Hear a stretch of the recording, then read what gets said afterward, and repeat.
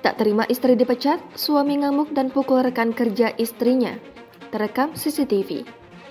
Viral di media sosial yang memperlihatkan seorang pria mengamuk dan melakukan pemukulan terhadap dua orang wanita karyawan laundry di Parit Bugis, Kalimantan Barat pada Jumat 21 April sekitar pukul 12.51 waktu Indonesia Barat. Video tersebut diunggah oleh salah satu pemilik akun Instagram @medsoson. Berdasarkan keterangan dalam unggahan, pria itu memukul karyawan tersebut lantaran tak terima sang istri dipecat oleh bosnya.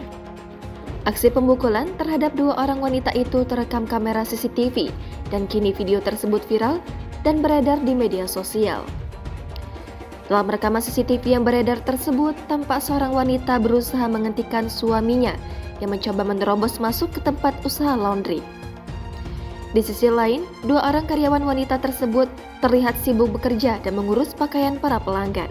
Saat tengah sibuk bekerja, satu orang karyawan wanita yang mengenakan baju coklat bercampur putih tiba-tiba mendapatkan sebuah pukulan dari pria yang berusaha menerobos masuk area laundry tersebut.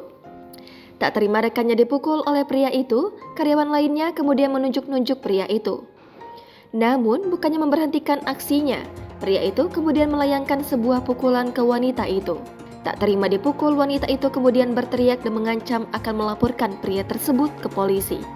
Wanita yang baru saja kena pukulan itu langsung mengambil ponselnya dan merekam wajah rekannya yang juga mendapatkan pukulan untuk dijadikan bukti ke kepolisian.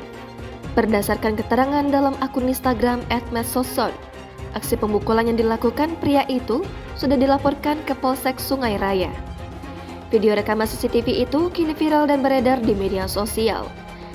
Tak sedikit warganet yang mengecam perbuatan pria yang melakukan pemukulan terhadap dua karyawan wanita tersebut.